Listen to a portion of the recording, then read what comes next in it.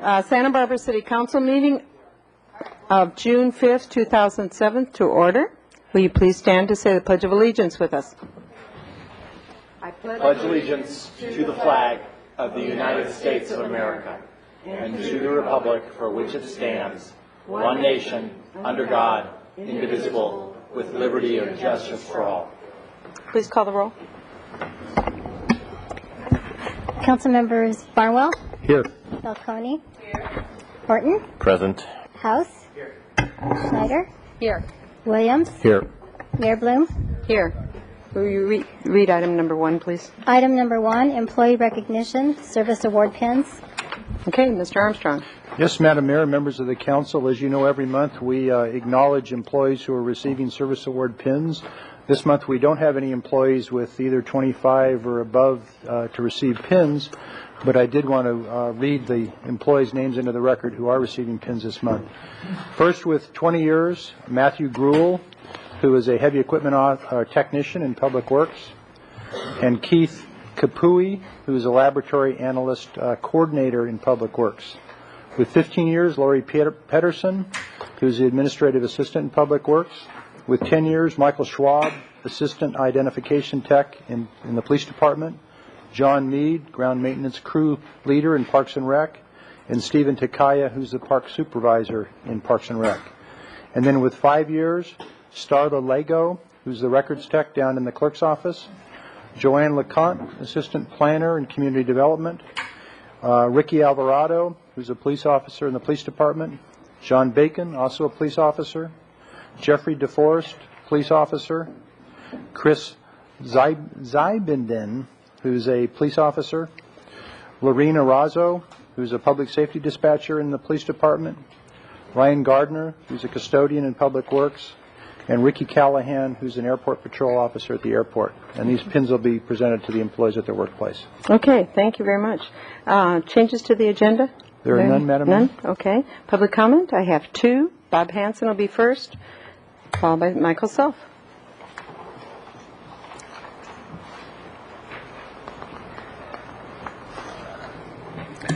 Good afternoon. I've been watching you guys on TV, and you're working on your budget now, and you keep mentioning the teens and how you're going to help them and all. And I talked to some people, and they were saying that Noah's Anchorage, they help teens until they're 18. Mm-hmm. And then all once you're 19, it's out the door. And we need to have that gap filled. We all are in this together. We all see what's happening on our streets and around our parks and everything else. But we have the Parks and Rec, we have park rangers, we have the police department, and they're doing a lot of things for teens. But we could just use that same energy and help everybody. You know, just let's have the PAL group and get some money possibly or volunteers and work with everyone and say, hey, we are here to help you. We have a great, my time, is it out? No. All right, you're just giving us a little extra time today to speak our minds. It was set at 1, so I'll give you another one. Fine. You know, we're all in this together, and we have a homeless shelter on Cassis Street, and it's really not being utilized to its capacity. We have a TV there, people can watch a movie. We have lunch there, but there really isn't, you know, some activities to keep people busy. Rainbow Park, I think we're all aware of what's happening down there. It's the hangout spot to get your next little fix or your drink and something else. And I've been there and seen the meth go this way, and I'm going, you know, hey, we could help these people possibly, but maybe they're going to keep doing meth the rest of their lives. But some people stop, you know, after a period of time. It's, you know, you go through these phases. But right now, that is probably happening all over the city. People are taking a little drink and do a little meth and this and that, and we're policing it where we should be sitting there and be, you know, tough love and also have some activities and help them and reach out to them through the park rangers, the Parks and Rec, and the police department. And, you know, I think that's a gap. And I'd like to bring that up to you. And we need to work on that because we're all in this together, and then we get the blunt of it all, of our city being, you know, just running wild after you're 19 on the streets. And thank you very much. Thank you. Michael Self, to be followed by Peter Kahn. Mayor and Council, thank you for the opportunity to speak with you. I'm talking about traffic calming again, surprise. At the last hearing regarding this, Our mobility coordinator, who is not a traffic engineer, she is a social engineer, presented traffic data showing that the volumes were down. The reason being, this was when St. Francis Hospital was operational, and there's no way that that information should be used as a baseline if we want an accurate program.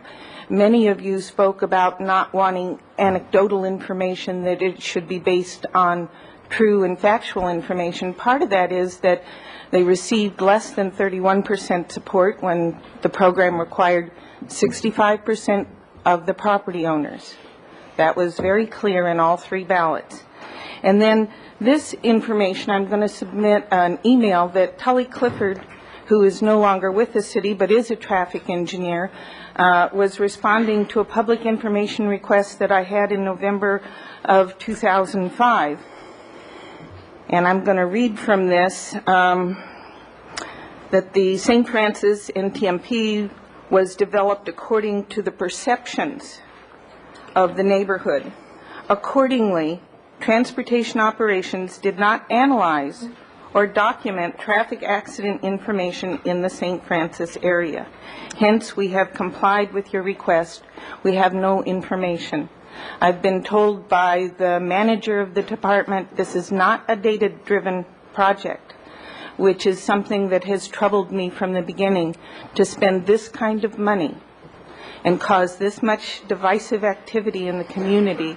There should be some basis in fact that we're using to develop our programs. Thank you. Thank you. Peter Kahn.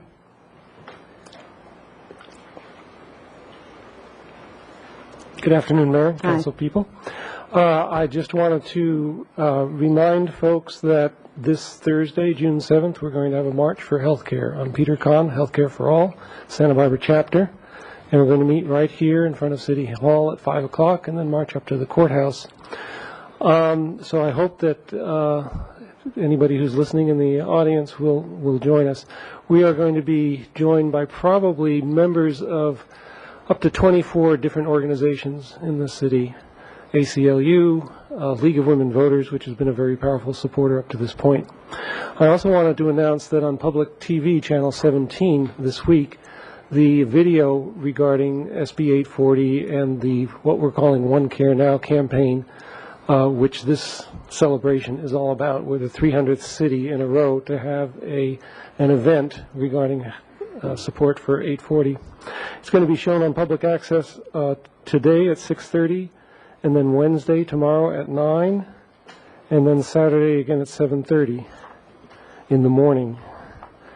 And lastly, at 4 o'clock today, Oprah Winfrey is going to have Michael Moore on as a guest on her show, and they're going to be discussing his new film, Sicko, which should be of interest to anyone who is interested in healthcare reform. So it's 4 o'clock on Channel 6. So thank you very much for your time. Okay. Thank you. And that's on Thursday? Thursday, yes. Yeah. Okay, thank you. Thursday at 5 o'clock. Okay, consent calendar. I have no more slips. Consent calendar? Do you have anything? Madam Mayor, I'd like to remove item 5. Item 5 will take off. Anybody else have anything to take off? Okay, go ahead and read what you need to read, Brenda.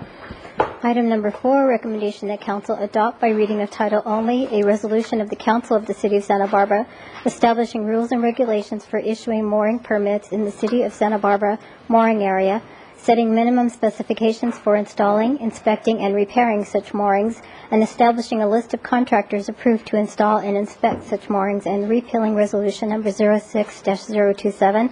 And item number 5, recommendation that council adopt by reading of title only a resolution of the Council of the City of Santa Barbara establishing a slip occupancy policy for designated commercial fishing slips in Santa Barbara Harbor, and repealing resolution number 01-124.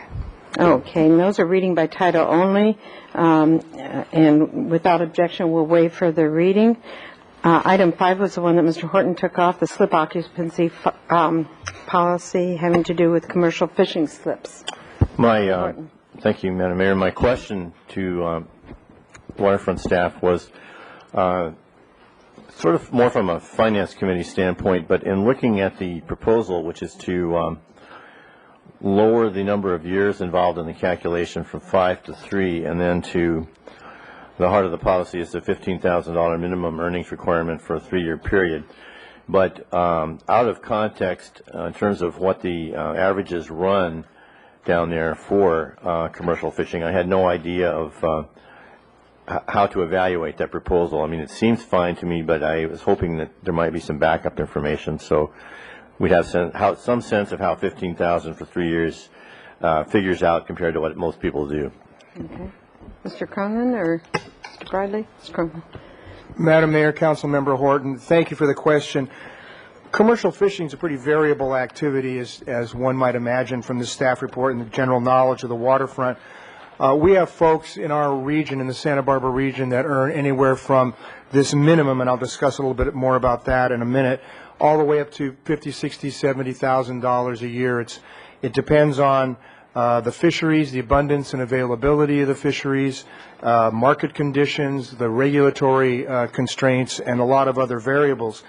Recognizing that and trying to work with the fishermen and the Harbor Commission on this matter, we touched base with other harbors to see what they required, having been in the same sort of racket, to figure out what, if you will, the floor should be for folks who are endeavoring to make the minimum amount out of commercial fishing, so as to make sure that these slips were being used consistently in the working harbor concept.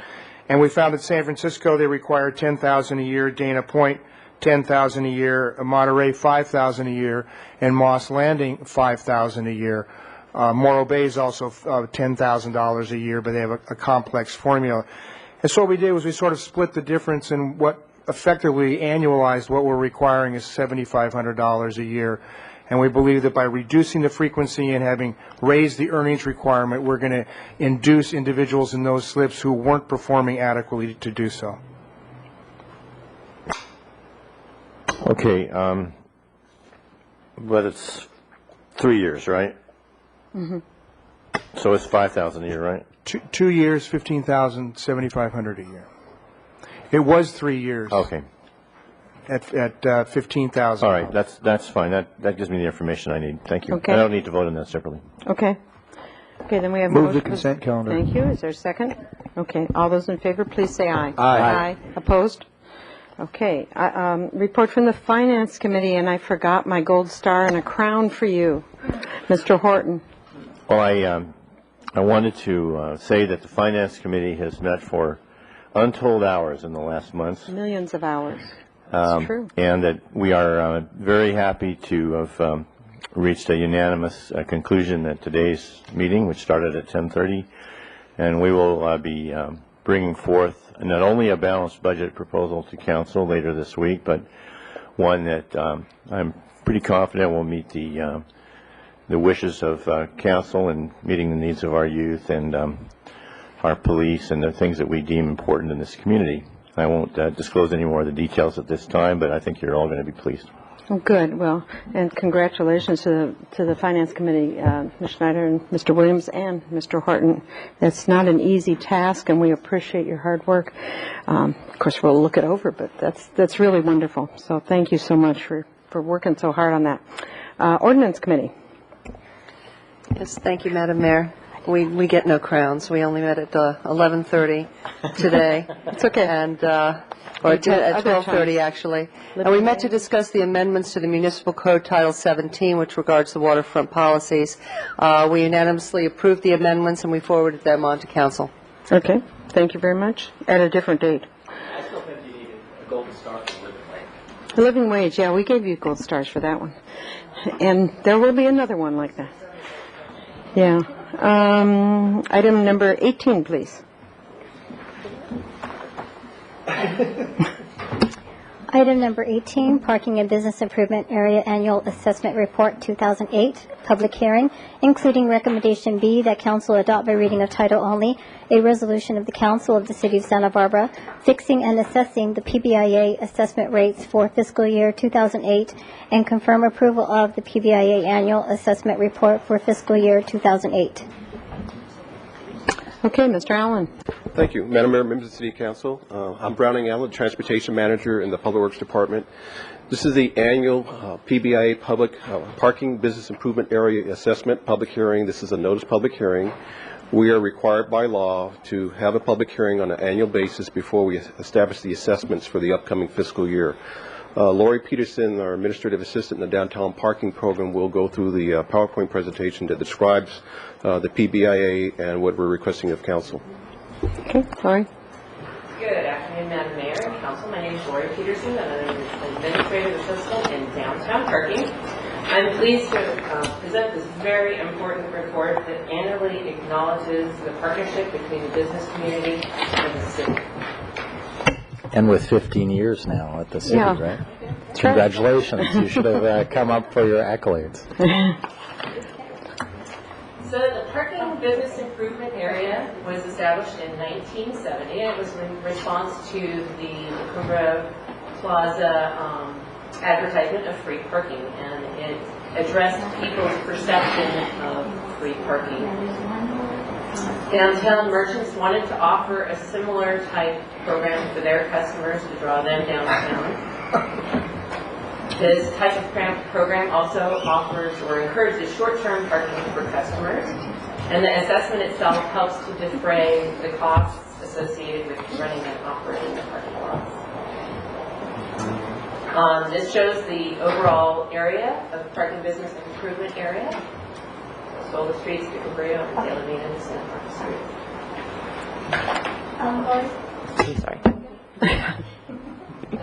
Sorry about that. It's a 35-plus year partnership. Originally, there were only 9 parking lots downtown when it was created, and approximately 1,100 parking spaces. Right now, we have 5 parking structures, 7 surface lots, and approximately 3,600 parking spaces. We are also open 7 days a week, 361 days a year, which is a drastic change from when the program was originally set up.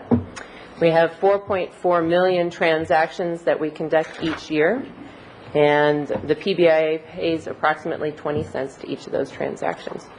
Without the Parking Business Improvement Area, there would have to be discussions about changing the free period or ultimately eliminating the free period. The calculation of the assessment is based on 3 things: the business rate, their area or zone of benefit, and your patron parking credit if you have parking available to your customers. And in the business rate category, there are different types of businesses: retail, financial, professional. And it's based on the proximity of the business to a parking lot, and if you're located near multiple lots, it calculates in from multiple lots. The PBIA helps to pay for a portion of the expenses, and those are designated as the salaries for the hourly employees and the electricity. Those are the only 2 items charged in that line item. This report is required to be presented annually. It's state law. And the Parking Committee, acting as the advisory board on May 10th, recommended that Council approve the annual report. So the recommendation is to adopt the resolution fixing and assessing the assessment for 2008 and approve the annual report. Okay, do we have any slips? We don't. No. Okay, any questions from up here? We've done this before, I think. Okay, Mr. Horton?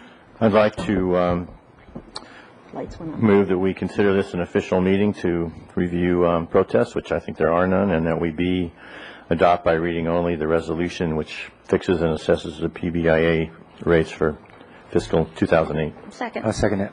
Okay. Mr. Barnwell, you still have your light on? Yeah, thanks, Madam Mayor. One question about what the conclusion was with regard to the theaters. And did we come to a resolution on that? We didn't. Did we punt that one? We've put that on hold. We're going to start meeting with all organizations that are affected in July. We'll have a pretty extensive public process, including meeting with the theater folks on an individual basis. Okay. Thank you. Thank you, Madam Mayor. Okay. Mr. House, did you have something? Oh, that's okay. I know you did. Okay. No, I think you seconded it. All those in favor, please say aye. Aye. Opposed? Very good. Thank you. Item 19. Item number 19, public hearing regarding proposed utility rate increases. Okay. We did this very quickly. And lately, we've been having budget meetings, and they take a long time, so I think we threw staff off. Here they come. Thank you.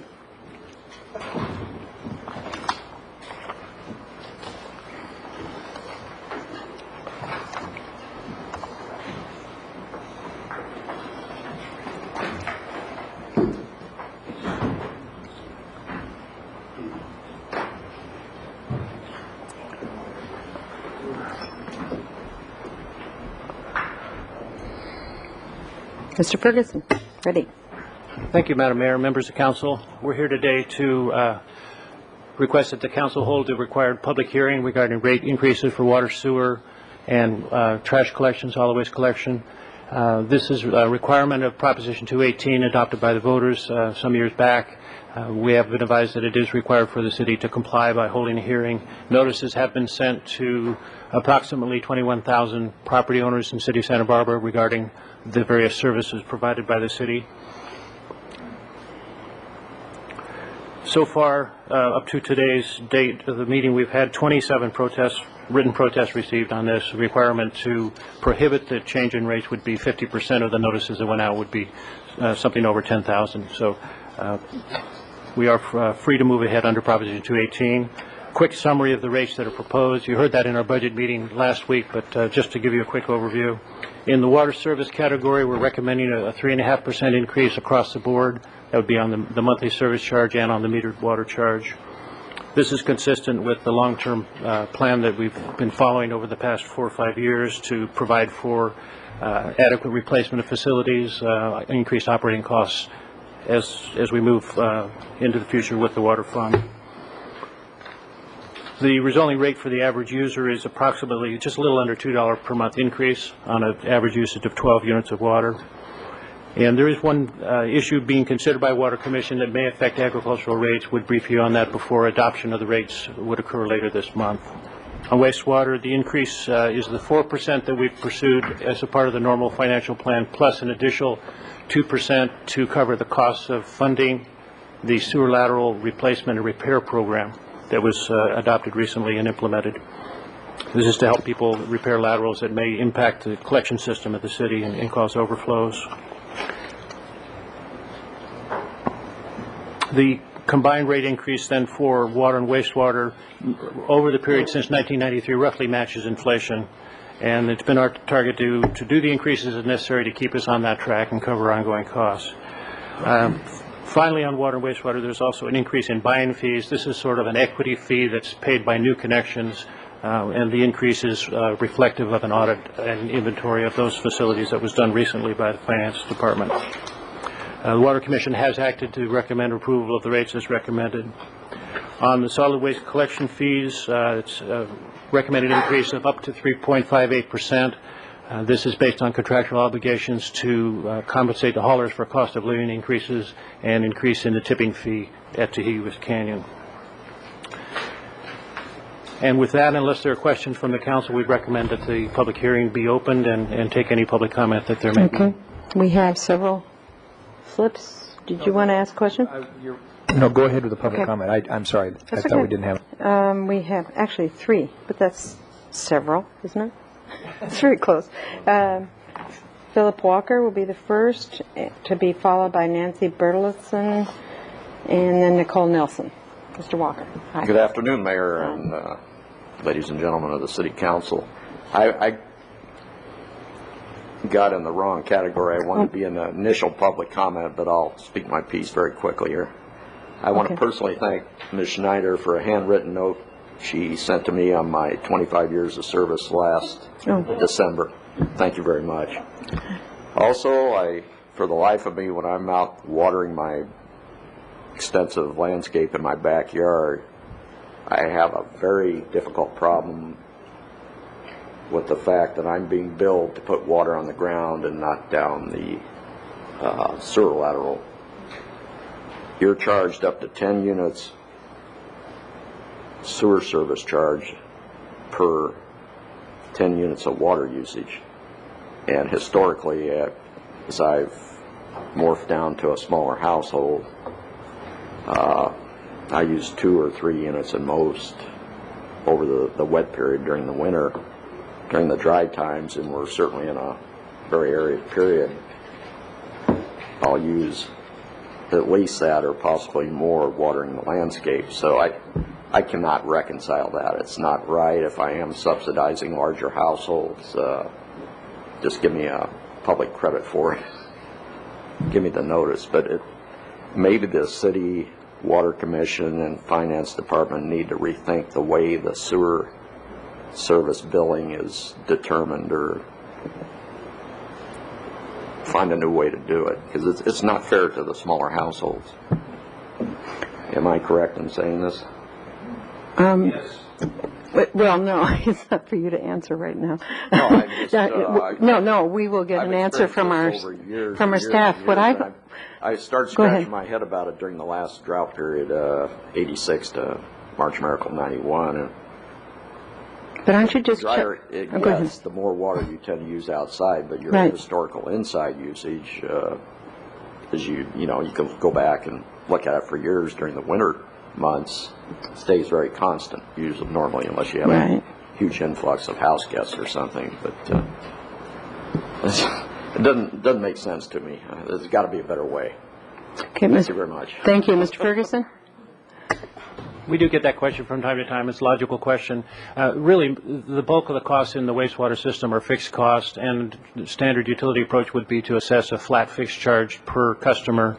The system we use allows some reduction in cost for those that don't use quite as much water. It's worked well over the years for us to do it that way rather than apply it all into a fixed charge for each residential customer. Granted, it appears odd maybe to a customer of that particular usage level, but rates are generally set on a class average basis. On a class average, it's worked out.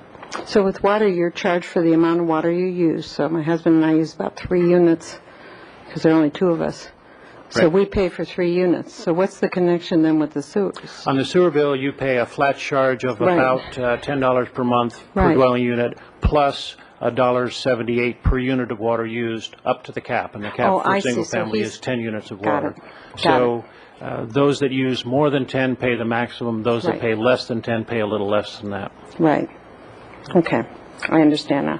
Nancy Bertelsen, followed by Nicole Nelson. Good afternoon. Thank you for letting me speak today. Sure. I live in the county in Mission Canyon, adjacent to the city of Santa Barbara. As you know, our water and sewer service comes from the city. Unfortunately, our rates for these services are unfair and unjust. For water, we are charged 130% of what city residents pay. Why? Because apparently the city charter unreasonably set our rates higher, and the city charter would have to be changed to make our rate the same as the city residents' rate. We do receive reasonable water service. For sewer, we are charged almost 165% of what city residents pay. $553 per year for us versus $337 per year for city residents. Our sewer connection wasn't until the mid-'80s and has nothing to do with the city charter. Therefore, you are able to correct this grossly unfair charge to us. Our sewer hookups were paid for by grant money and by we, Mission Canyon homeowners. I have not seen any sewer repair work done by the city for us. I have seen a lot of sewer repairs work done in the city. Is that where our sewer fees are spent?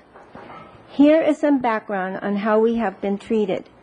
In 2005, our sewer bill went from $276.50 to $403, a 46% raise.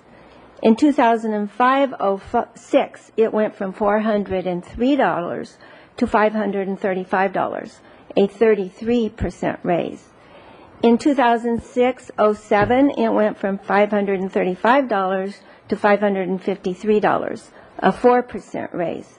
So, In 3 years, our sewer bill has been doubled, 100% raise.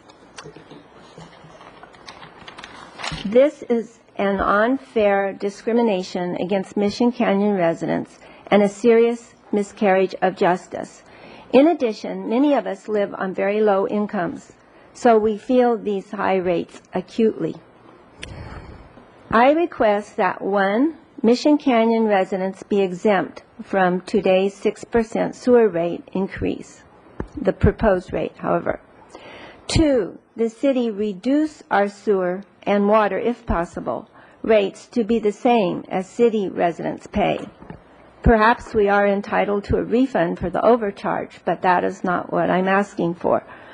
3, then raise our rate 6% if today's proposed 6% rate is passed for city customers. Thank you very much. Thank you. We get that from time to time, too, about Mission Canyon. Maybe you can answer a little bit about Mission Canyon, Mr. Ferguson, and Nicole Nelson. Thank you, Madam Mayor, members of council. It's actually handled 2 different ways for water and sewer.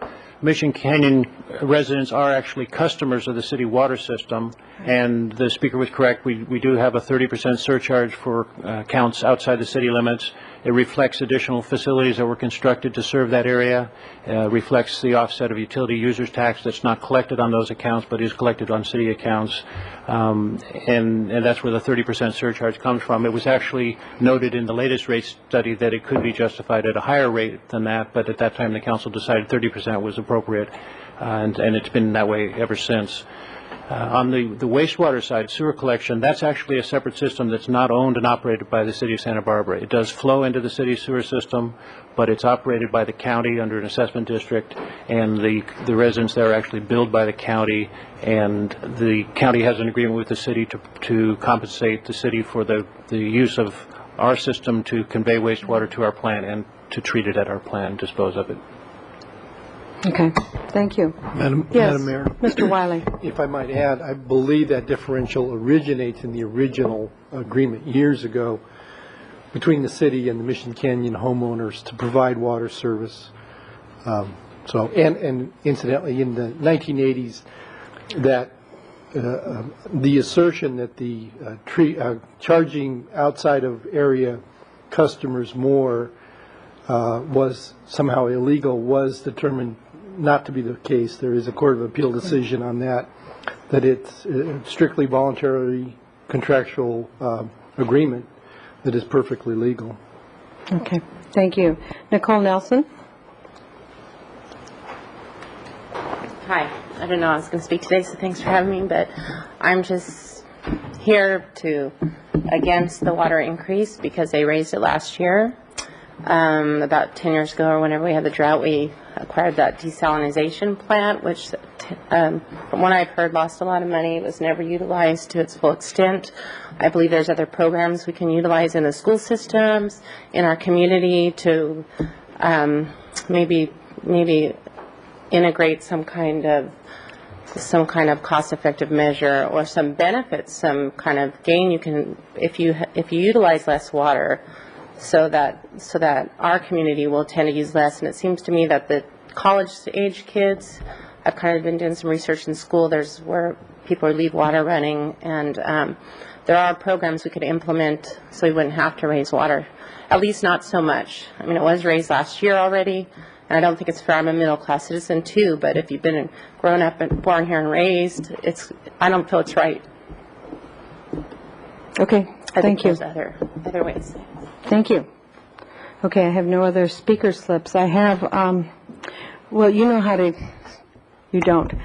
There's a speaker slip. No, you can't yell from the back because we're on TV, so they don't hear you. and it's, yeah.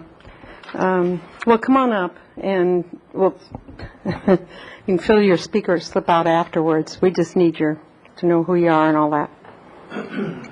It's actually state law that says you're supposed to. My name is Jay Goldsby, okay. And I'm not against a rate increase, but I am concerned about the way that the charges are made.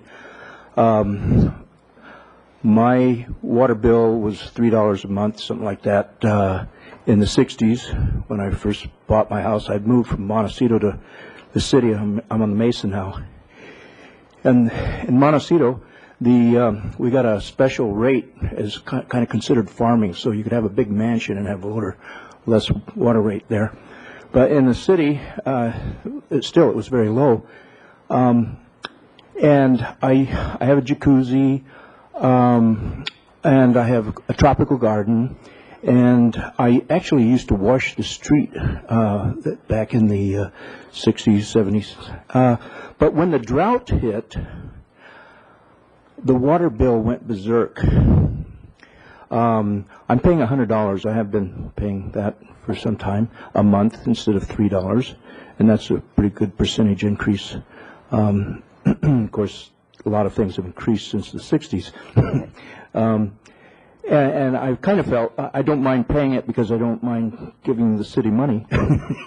I think it goes to a good cause.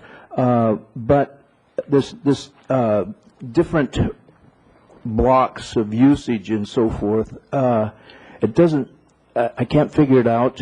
And in my monthly statement, it says, it mentions the usage from the previous year. And I've got out all the statements, and those don't match up. So I'm just wondering about the whole billing situation. And also, I think we're paying this extra rate because there's a lot more demand for water than there was in the 60s. And so we have to address that issue. I think it'd be nice to follow the general plan of in the 75, I believe it was. There's just no way we're in this area of the planet that we're going to be able to supply water to unlimited growth. And so the basic, that always, and every problem I hear about that, it comes right down to that same issue all over the world, and that's a big burden for the city council. Anyway, thank you for letting me speak. Okay, thank you. We have no more speakers' lips. If I remember, and I don't remember, the first blocks, it's like blocks 1 to 4, is it? Or The first 4 units of water, that's correct. have a certain rate, because everybody's going to be in that block to start with, and then when you use more, the rate goes up. And we did that we didn't, because we weren't up here then, but this council did that during the 80s, was Late it? 80s. Late 80s, when the water was when the drought was on. And it seemed to me that was a way to get people to conserve, because suddenly if they use 50 blocks or 50 units, they're going to really pay through the nose. So we got their attention that way, and they started really saving a lot of water. And if I remember right, our water usage leveled off, then went down, and it's climbed back a little bit, but it hasn't reached the same, or fill me in on that. Where has it gone since the 80s? That's correct, Madam Mayor. You're referring to our total system demand of about 16,300 acre-feet in the late 80s, prior to the drought that occurred in the early 90s. During that drought, of course, water usage was reduced considerably as a result of our pleas to customers and our rates and a number of other things, down to around 9,000, 10,000 acre-feet per year. Current demand is about 14,000. So the difference between the 16,000 and 14,000 we think reflects ongoing permanent conservation that's been adopted by our customer base, and that means that we don't have to spend some of the extra money for marginal deliveries of other water. Okay. And on the block rate system was actually adopted prior to the severe part of the drought as a long-term conservation measure, and it turned out that the rate structure was very useful during the drought to help shape the demand. Okay. And there was something else, too, if I was hitting all my cylinders up here, but she talked about, someone was talking about conservation and having it in the schools and so on, and it seems to me that we have, aren't we still doing conservation lessons in the schools and all that? Yes, Madam Mayor, members of council, we do hundreds of presentations every year to school children's camps to spread the message about water conservation, water quality, where water comes from, where it goes, how we treat it, things like that. We've got a number of different presentations that we make to address those issues in the schools, and we think it's important to address that at a young age. It's really important that we keep that going, and we know that I think we just won an award for that, so that's good. Okay, so we have before us, close the public hearing, and we have before us council members who want to speak, so we'll do that. Mr. Burnwell. Thanks, Madam Mayor. The 130% charge for people outside of our area, the wastewater is out, the sewer is outside of our area, but the water isn't. Is that correct? That's correct. Okay. The customers in Michigan County are water customers of the city. Okay. So the sewer charge is kind of a pass-through. We're collecting it, but it's really something that goes to the county. Is that correct? The county runs the waste treatment, or the waste up at that end? Yes. Actually, we don't collect the rates. The county collects the sewer charges, and then they pay us pursuant to the agreement that Mr. Wiley referred to earlier. Okay, so when the people are discussing their utility bill, they're actually making out a separate check to the county for the sewer, and then a check to us for the water. That's correct. Okay. And I understand the sewer is as part of the property taxes. And the only increase in their water, when they speak to the idea that they would like to be treated like the rest of the city is, insofar as the water is concerned, they are being treated like the rest of the city. Other than the 30% surcharge, which is based on the utility tax differential, the additional capital facilities assigned to that particular area, and the elevation. Well, maybe that's my confusion. I thought they're in our water district. So the 100, they're not. Mm-mm. Okay, so the 130% does apply to the water. That's correct. Yeah. Okay. All right. And does it also? Is that also something that we tack on to the sewer charge? No. Sewer charges are to the county, and the county administers the collection system there. The water is conveyed to our system, and it's an agreement between the city and the county. Okay, so then to go back again, just to clear it up in my mind, insofar as they're wanting to be treated at a rate similar to the rest of the community, their rate is exactly the same as the rest of the community, and on top of that, we add that 30% figure. For water, that's correct. For the water. Insofar as the sewer, we have nothing to do with it. That's a county bill. That's correct. Okay. Thank you very much. Okay. Mr. Williams. Just wanted to offer my views because I follow water rates changes along the South Coast because I'm the city's representative to the Kachuma Operations Management Board.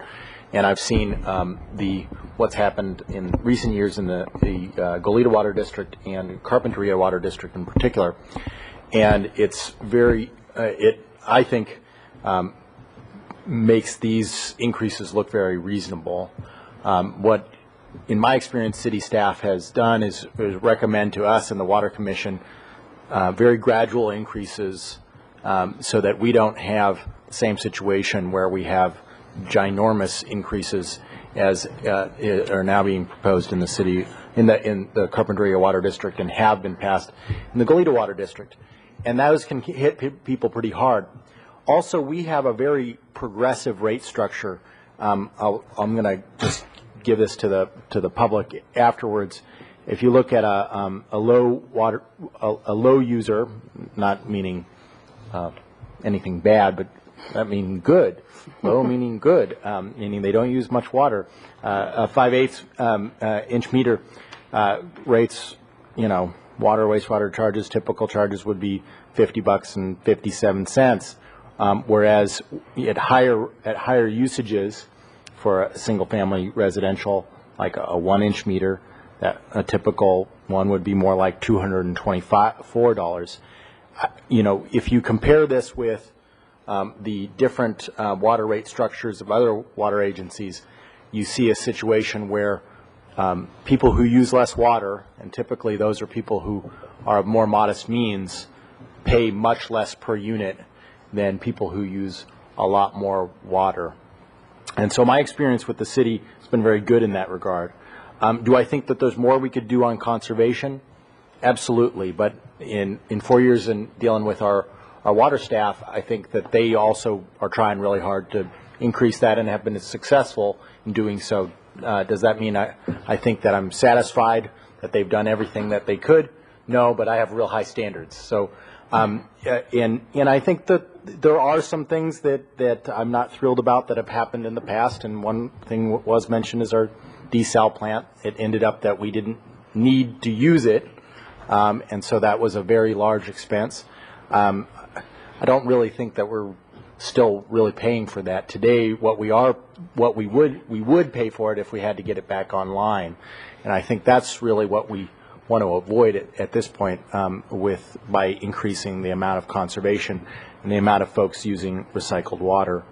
You know, on the issues of differences, you know, between folks outside the service area and inside the service area, I think it's important to note the added infrastructure costs farther away from the city, and this is also a mechanism that if you don't build that into the system, it becomes growth inducing.